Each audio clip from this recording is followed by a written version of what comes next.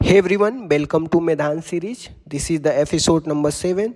In this video, we're going to cover some static GK question that already has been asked in various government exam like SSC, NTPC, UPSC and many more. The topic I'll be cover here like national symbol, historical event, political, geography and some scientific fact also.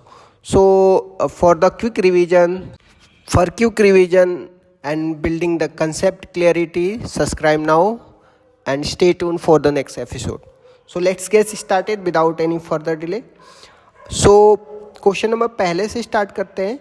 Maurya प्रशासन में राजस्व वसूलीकर्ता के अधिकारी राजस्व महा collector कौन रहता है? तो इसको समाहर्ता बोला जाता था. ठीक, और समाहर्ता होता है वो कोषाधिकारी भी बोला जाता है. तो ये भी आपको ध्यान रखना है कि मौर्य प्रशासन में जो वसूलीकर्ता अधिकारी होता था उसे क्या बोला जाता था? राजस्व महा कलेक्टर बोला जाता है. उसी को समाहर्ता बोला जाता है. ठीक, क्वेश्चन नंबर सेकेंड में आ जाते हैं. जनजातीय नृत्य डोंग किस भारतीय राज्य का है? तो ये गुजरात का है. और जो डोंग है ये वियतनाम की मुद्रा भी है, तो ये भी ध्यान रखिएगा. अल्लाह, रखा, शबीर, पंडित, ये लोग पंडित ज्ञान प्रकाश, संदीप दास, लतीफ़ खान, इन लोगों का संबंध किससे है? तो ये लोग तबला वादक थे. ठीक, ये भी ध्यान रखिएगा. ठीक, वर्नाकुलर प्रेस एक्ट किसके द्वारा लाया जाता है? तो वर्नाकुलर प्रेस एक्ट लिट्टन के द्वारा लाया जाता है. ठीक, और इसको समाप्त किसके द्वारा किया जाता है? 1878 में रिपन के द्वारा किया जाता है. तो रिपन ने कुछ और भी इंपॉर्टेंट काम किया था, जैसे स्थानीय स्वशासन के जनक रिपन को बोला जाता है. इल्बर्ट विल विवाद का संबंध रिपन से है. दशकीय जनगणना 1881 में जो हुआ था इसका भी संबंध रिपन से ही. तो मतलब वर्नाकुलर प्रेस एक्ट के बाद जो है रिपन के बारे में 2-3 पॉइंट आपको ध्यान में रखना है. तो वर्नाकुलर प्रेस एक्ट लिटन लाता है, इसको समाप्त जो है 1878 में रिपन करता है. ठीक, भारतीय पुरातत्व संरक्षण विभाग जिसको आर्कोलॉजिकल सर्वे ऑफ इंडिया बोला जाता है, इसके संस्थापक कौन है? कनिंघम है. तो ये भी ध्यान रखिएगा. एलोरा का कैलाश मंदिर ये कहाँ पे है? एलोरा का कैलाश मंदिर महाराष्ट्र में है. और इसको किसके द्वारा इस्टेब्लिशमेंट किया जाता है? तो राष्ट्रकूट वंश के द्वारा किया जाता है. अच्छा, राष्ट्रकूट वंश के संस्थापक कौन है? तो दंती दुर्ग है. ठीक, तो ये भी ध्यान रखिएगा. और जो राष्ट्रकूट वंश के राजा होते हैं जिन्होंने एलोरा का कैलाश मंदिर बनाया है, उनका नाम क्या है? उनका नाम कृष्ण वन है. ये भी ध्यान रखिएगा. मतलब आपको पता चल गया कि एलोरा का कैलाश मंदिर राष्ट्रकूट वंश के द्वारा बनाया जाता है और राष्ट्रकूट वंश के संस्थापक कौन है? दंती दुर्गा है. इसकी खास बात क्या है? एक ही पहाड़ी को ऊपर से नीचे से काट के बनाया गया, जिसको रॉक कट आर्ट भी बोला जाता है. Now you get it about Ellora के कैलाश मंदिर महाराष्ट्र में राष्ट्रकूट वंश के द्वारा और इसके संस्थापक दंती दुर्ग, और राष्ट्रकूट वंश के कृष्ण वन के द्वारा इसको बनाया जाता है. और ख़ास बात क्या है? एक ही पहाड़ी को ऊपर से नीचे से काट के बनाया जाता है, जिसको रॉक कट आर्ट भी बोला जाता है. उसी तरह से आर्ट एंड कल्चर का महाबलीपुरम का मंदिर भी ध्यान रखना, ये तमिलनाडु में है और ये रथ पे मंदिर है. इसको किसने बनाया था? इसको जो पल्लव वंश है उन्होंने बनाया था. ठीक, तो ये भी ध्यान रखिएगा.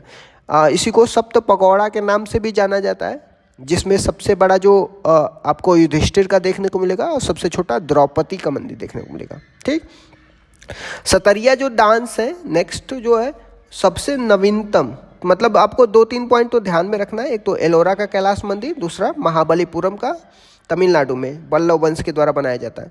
सतरिया का जो ये नवीनतम शास्त्रीय नृत्य है 8वें नंबर का, ये असम का है. और इसको किसके द्वारा परफॉर्म किया जाता है? श्रीमद शंकर देव के द्वारा परफॉर्म किया जाता है. ठीक, तो ये भी ध्यान रखिएगा.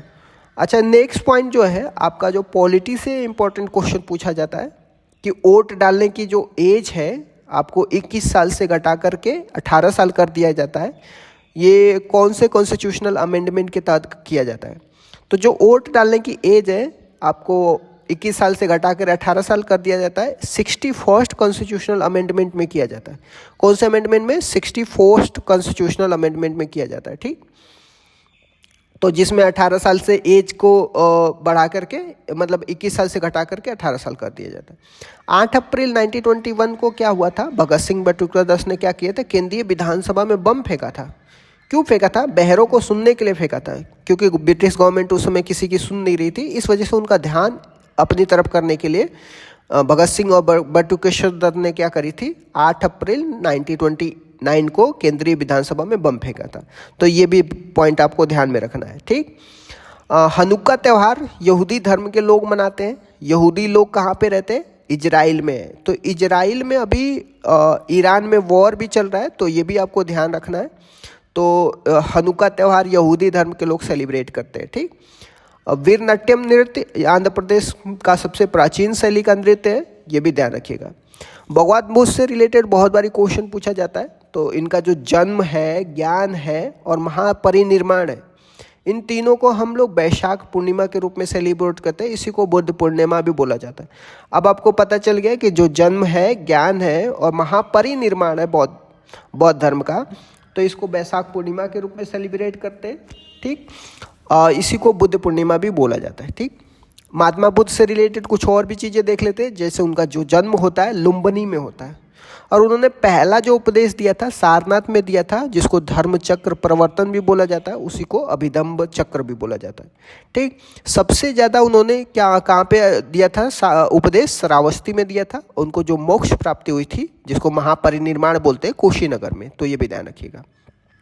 बौद्ध धर्म से रिलेटेड त्रिरत्न को भी आपको ध्यान में रखना है, जिसको बुद्ध धर्म संघ की बोला जाता है। क्या बोला जाता है? बुद्ध धर्म संघ। ठीक। और बौद्ध से रिलेटेड जो होते हैं 3 पिटक को भी आपको ध्यान में रखना है। और वो 3 पिटक कौन से हैं? सुत्त पिटक, विनय पिटक, अभिधम्म पिटक। ठीक। तो ये भी ध्यान रखिएगा। बौद्ध की 4 संगति होती है, तो वो भी आपको ध्यान में रखना है। जो बौद्ध धर्म की 4 संगति होती है, उसमें राजगिरी, वैशाली, पाटलिपुत्र, कुंडलवन, कश्मीर होती है। तो कहाँ कहाँ होती है 4 संगति बौद्ध धर्म की? राजगिरी, वैशाली, पाटलिपुत्र और कुंडलवन, कश्मीर होती है। ठीक। तो ये भी ध्यान रखिएगा। ठीक। जब हम पॉलिटी की बात करते हैं तो भारतीय संविधान में कौन सा अनुच्छेद न्याय और निःशुल्क कानूनी सहायता की इससे संबंधित है? तो ये जो न्याय निःशुल्क कानूनी सहायता, जिसको फ्री लीगल एड बोलते हैं, ये फंडामेंटल राइट में नहीं है। बाकी इसको 42वें संविधान संशोधन करके 1976 में आर्टिकल 39A करके DPSP में जोड़ा जाता है। तो now you get it about that कि जो फ्री लीगल एड है ये DPSP में है, और इसको 42वें संविधान संशोधन करके 1976 में आर्टिकल 39A जोड़ा जाता है। ठीक। अब इसी समय नालसा का बारे में भी देख लेते हैं। नालसा का एस्टेब्लिशमेंट कब किया जाता है? 1987 के एक्ट से किया जाता है। ठीक। तो 2 चीज़ें आपको ध्यान में रखना है। 42वें संविधान संशोधन करके फ्री लीगल एड जो है 39A आर्टिकल जोड़ा जाता है, और नालसा 1987 के एक्ट से जोड़ा जाता है। ठीक। जब हम 42वें संविधान की बात करते हैं तो 42वें संविधान में और भी बहुत सारी चीज़ें जोड़ी जाती हैं, इसीलिए इसको मिनी कॉन्स्टिट्यूशन बोला जाता है। मिनी कॉन्स्टिट्यूशन में अलग से एक छोटा सा कॉन्स्टिट्यूशन हो गया। ठीक। क्या क्या चीज़ें जोड़ी जाती है 42वें संविधान संशोधन 1976 में? तो पहले जो शिक्षा होता था वो आपका स्टेट लिस्ट का सब्जेक्ट होता था। जो एजुकेशन होता था स्टेट लिस्ट का सब्जेक्ट होता था, इसको कॉन्करेंट लिस्ट में डाल दिया जाता है। Now you get it about that कि पहला काम क्या होता है? एजुकेशन को स्टेट लिस्ट से हटा करके कॉन्करेंट लिस्ट में। फिर पार्ट 4A आर्टिकल 51A में कुछ फंडामेंटल ड्यूटी जोड़ी जाती है, और वो 10 फंडामेंटल ड्यूटी जोड़ी जाती है। ये भी आपको ध्यान में रखना है। ठीक। और तीसरा काम क्या होता है? प्रियम्बल में 3 शब्द जोड़ा जाता है, जिसको समाजवाद, धर्मनिरपेक्ष, अखंडता, जिसको सोशलिस्ट, सेकुलर और इंटीग्रिटी बोला जाता है। तो इसके साथ ये भी आपको ध्यान में रखना है। ठीक। मतलब आपको समझ में आ गया कि जो 42वां संविधान संशोधन होते हैं उसमें आपको 2-3 चीज़ें जोड़ी जाती हैं। एजुकेशन को आपको स्टेट से कॉन्करेंट लिस्ट में डाला जाता है, और पार्ट 4A जोड़ा जाता है, जिसमें आर्टिकल 51A में फंडामेंटल ड्यूटी जोड़ा जाता है। ठीक। तो मतलब आप देखो कि संविधान में कुछ कुछ शेड्यूल होते हैं, कुछ पार्ट होते हैं, कुछ आर्टिकल होते हैं। तो पार्ट 4A में 51A आर्टिकल में जोड़ा जाता है आपका फंडामेंटल ड्यूटी। पिंडवानी नृत्य आपको छत्तीसगढ़ में परफॉर्म किया जाता है। इनके जो फेमस कलाकार है तीजन बाई हैं। भारतीय संविधान के किस संवैधानिक संशोधन अधिनियम ने एक ही व्यक्ति को 2 या 2 से अधिक राज्यों का राज्यपाल के लिए नियुक्त करने की सुविधा प्रदान कर दी है? तो आप ध्यान रखना, 7th कॉन्स्टिट्यूशनल अमेंडमेंट 1956 में एक व्यक्ति 1 से ज़्यादा राज्यों का गवर्नर बन सकता है। पहले ऐसा नहीं था, पहले एक व्यक्ति एक ही राज्य का गवर्नर बन सकता था, लेकिन 7th कॉन्स्टिट्यूशनल अमेंडमेंट करके 1956 में एक व्यक्ति 1 से ज़्यादा राज्यों का गवर्नर बनाया जा सकता है। तो ये भी आप ध्यान रखिएगा। पार्लियामेंट में जब आप देखोगे ज्वाइंट सीटिंग की बात किया जाता है तो बुलाता आपको देखते हैं जब राज्यसभा या रोज लोकसभा में कोई डेडलॉक हो जाता है किसी बिल को लेकर के, तो आर्टिकल 108 में ज्वाइंट सीटिंग की बात किया जाता है।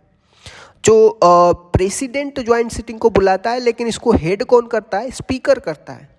ठीक, कितनी बार बुलाया गया? 3 बार बुलाया गया, तो ये भी ध्यान रखिएगा। ठीक, और ये आर्टिकल 108 में ज्वाइंट सीटिंग की बात किया जाता है। ठीक, तो ये भी ध्यान रखिएगा। लेकिन संविधान संशोधन बिल हो गया या धन विधेयक बिल हो गया, इसके लिए ज्वाइंट सीटिंग मतलब नहीं है।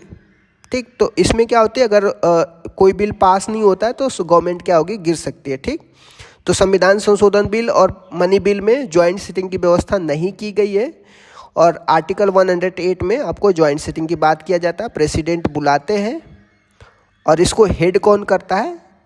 स्पीकर करते हैं। ठीक, कितनी बार बुलाई जो जा चुकी है ज्वाइंट सीटिंग? आपको 3 बार बुलाई जा चुकी है। ठीक, तो ये भी ध्यान रखिए, जिसमें संविधान संशोधन बिल या धन विधेयक के बारे में ज्वाइंट सीटिंग के बारे में नहीं बताया जाता है। जो आपका ज्वाइंट सीटिंग है, इसके बाद सत्य शोधक समाज की स्थापना महात्मा ज्योतिबा फुले ने करी थी, और इनकी किताब का नाम भी ध्यान रखना, गुलामगिरी है। ठीक, अच्छा, उत्तरी गोलार्ध में उत्तर अत्यंत कब होता है? जो 21 जून को होता है, और 21 जून को ही सबसे बड़ा दिन सेलिब्रेट किया जाता है। ठीक, आपको 4 दिन मतलब 4 डेट को याद रखना है, 23 सितंबर और 21 मार्च को, जिसमें इक्विनिक्स बोला जाता है। इक्विनिक्स मीन्स क्या होता है? इक्वल डे एंड नाइट होता है। ठीक, तो ये भी ध्यान रखना है, जिसमें 21 जून और 22 दिसंबर को माना जाता है कि जो 21 जून को सबसे बड़ा दिन होता है, और 22 दिसंबर को साल का सबसे बड़ी रात होती है, जिसको शीत आयनांत भी बोला जाता है। ठीक, तो ये भी आपको ध्यान रखना। तो 4 डेट आपको ध्यान में रखना है। पहला 23 सितंबर और 21 मार्च हो गया। 23 सितंबर और 21 मार्च को इक्वल डी और डे और नाइट होता है, जिसको इक्विनिक्स बोला जाता है। 21 जून को सबसे बड़ा दिन सेलिब्रेट किया जाता है, और 22 दिसंबर को सबसे बड़ी रात। कानून के समक्ष समानता, जिसको rule of law that has been mentioned in article 14, जो हमने यूएसए के कॉन्स्टिट्यूशन से हम लोग फंडामेंटल राइट लिया है, वहाँ पे आपको आर्टिकल 14 दिया गया है। ठीक, बारडोली सत्याग्रह कब हुआ था? 1928 में हुआ था। इसके जो नेतृत्व किए थे सरदार वल्लभ भाई पटेल ने किए थे। अच्छा, पॉवर्टी को मेजर करने के लिए बहुत बारी गवर्नमेंट क्या करती है? समितियां बनाती है। लेकिन 2012 में किस समिति का गठन किया गया था, जिसको 2014 में रिपोर्ट प्रस्तुत की थी? तो रंगराजन कमेटी को आपको ध्यान रखना है। जो पॉवर्टी को ख़त्म करने के लिए 2012 में कमेटी बनाई गई थी और 2014 में अपनी रिपोर्ट दी थी, उसको रंगराजन कमेटी बोली जाती है। ठीक, अच्छा, गरीबी उन्मूलन संबंधित कमेटियां थी, और 3-4 कमेटी भी आपको ध्यान में रखना है। जो गरीबी को, पॉवर्टी को एलिवेट करने के लिए कमेटी बनाई जाती है, जिसके दांडेकर रथ समिति, सुरेश तेंदुलकर समिति, लकड़वाला कमेटी, रंगराजन कमेटी। ठीक, तो ये आपको कमेटी किसी न किसी एग्जाम में पूछा गया है, तो इस वजह से you have to keep in mind that, like Dandekar Rath समिति, सुरेश तेंदुलकर समिति, लकड़वाला कमेटी, रंगराजन कमेटी। ठीक, भारत में आधुनिक नृत्य के जनक कौन है? उदय शंकर है, इनको भी ध्यान रखिए। राष्ट्रपति के खिलाफ महाभियोग संसद के किसी भी सदन में शुरू किया जा सकता है, जैसे लोकसभा, राज्यसभा में। लेकिन आरोपों पर महाभियोग सदन के कितने सदस्यों द्वारा हस्ताक्षर किए जाएंगे? तो 1/4। मान लीजिए राज्यसभा है, राज्यसभा में 250 मेंबर है, तो इसके 1/4 लोग क्या करना पड़ेगा? इनको सिग्नेचर करना पड़ेगा प्रेसिडेंट को इम्पीच करने के लिए, महाभियोग करने के लिए। ठीक, ये कहाँ पे आपको मेंशन किया गया? तो प्रेसिडेंट के खिलाफ जो है महाभियोग चलाने के लिए आर्टिकल 61 में दिया गया है कि प्रेसिडेंट को हटाया जा सकता है। ये लोकसभा, राज्यसभा किसी में भी जाया जा सकता है। ठीक, जिसमें 1/4 भाग क्या करना चाहिए? साइन करना चाहिए उनको शुरुआत करने के लिए। लेकिन पास करने के लिए आपको 2/3 चाहिए, मतलब बहुमत कितना चाहिए उस बिल को पास करने के लिए या महाभियोग को चलाने के लिए? 2/3 भाग चाहिए। ठीक, चाहे वो लोकसभा या राज्यसभा को। मतलब पता चल गया कि 61 कॉन्स्टिट्यूशन आर्टिकल 61 में क्या दिया गया है? महाभियोग की बात करते हैं प्रेसिडेंट की। 1/4 लोग क्या करना चाहिए? शुरुआत करने के लिए साइन चाहिए, और उसको पास करने के लिए 2/3 बहुमत चाहिए। ठीक, नेक्स्ट पॉइंट जो हम बात करते हैं, जो 2 निकटवर्ती श्रृंग या गर्त के बीच की दूरी को क्या बोलते हैं? तरंगदैर्घ्य बोलते हैं। अच्छा, तरंगदैर्घ्य को वेवलेंथ से भी बोला जाता है इंग्लिश में। इसको लैम्डा से रिप्रेजेंट करते हैं। ठीक, तो लैम्डा से रिप्रेजेंट करते हैं। ठीक, अब इसकी जो यूनिट होती है इसको एंगस्ट्रॉन बोलते हैं, और 1 एंगस्ट्रॉन = 10⁻⁻10 मीटर होता है। ठीक। सबसे ज़्यादा जो तरंग दैर्ध्य कौन से रंग की है, तो लाल रंग की सबसे ज़्यादा तरंग दैर्ध्य है, ठीक। अच्छा, जो शृंग होता है, ये दो शृंग हो गए, इनके बीच की दूरी को क्या बोलते हैं, वेवलेंथ, लैम्डा से रिप्रेजेंट करते हैं, ठीक। उसी तरह से दो गर्त हो गया, नीचे वाले को दो गर्त बोलते हैं और इसको भी लैम्डा से रिप्रेजेंट करते हैं, जिसको वेवलेंथ बोला जाता है, ठीक। तो ये भी आप ध्यान रखना। सबसे ज़्यादा वेवलेंथ को एंगस्ट्रॉन से रिप्रेजेंट करते हैं और एक एंगस्ट्रॉन की वैल्यू 10⁻10 क्या होता है, मीटर होता है, ठीक। शेविंग करने के लिए किस दर्पण का प्रयोग किया जाता है, तो अवतल दर्पण का प्रयोग करता है। तो अवतल दर्पण क्या करता है कि वो किसी भी बड़े ऑब्जेक्ट, मतलब छोटे ऑब्जेक्ट को बड़ा दिखाता है, उसको अवतल दर्पण बोलते हैं। इसी को क्या बोलते हैं, कनकेव लेंस बोलते हैं। कोई भी छोटा बड़ा ऑब्जेक्ट है, उसको छोटा दिखाने के लिए क्या, कौन सा दर्पण यूज किया जाता है, कनकेव लेंस, कनकेव दर्पण का यूज किया जाता है, जिसको क्या बोलते हैं, उत्तल दर्पण बोलते हैं, ठीक। तो ये भी आप ध्यान रखिएगा। हेंसे रोग को कुष्ठ रोग या लेप्रोसी रोग भी इसको बोला जाता है, ठीक।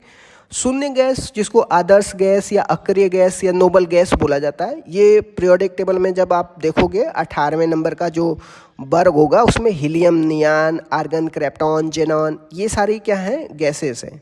ये गैस किसी से साथ रिएक्शन नहीं करते, इसीलिए इनको नोबल गैस बोलते हैं, शून्य गैस बोलते हैं, अक्रिय गैस बोलते हैं, ठीक। क्योंकि इनकी जो बैलेंसी होती है, इसमें जो इलेक्ट्रॉन है, जब आप बोरबरी का लॉ पढ़ोगे तो उसमें देखोगे कि इनकी बैलेंसी में जो इलेक्ट्रॉन है कंप्लीटली फुल है अकॉर्डिंग टू बोरबरी लॉ। तो इसीलिए जो हीलियम, नियॉन, आर्गन, क्रेप्टॉन, जेनॉन, ये किसी से रिएक्शन नहीं करते, इनको नोबल गैस, अक्रिय गैस या आदर्श या शून्य गैसेस भी बोला जाता है। एस्किमो जनजाति के बर्फ के घर को क्या कहा जाता है, तो जो एस्किमो जनजाति के बर्फ के घर को इग्लू बोला जाता है। तो बहुत ही इंपॉर्टेंट है, किसी न किसी एग्जाम में पूछा गया है एस्किमो जनजाति के बारे में, इनके घर को इग्लू बोला जाता है।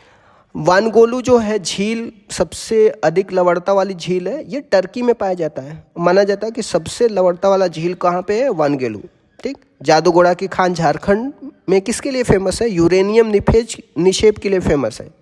तो जादूगोड़ा की खान को आपको ध्यान रखना। उसी तरह से बैलाडीला की खान भी आपको देखने को मिलेगा, वो आयरन माइन के लिए इंपॉर्टेंट है, जैसे जादूगोड़ा। इस तरीके से मैंने डिस्कस कर दिया। Thank you so much guys, keep loving, keep supporting, bye bye, see you tomorrow.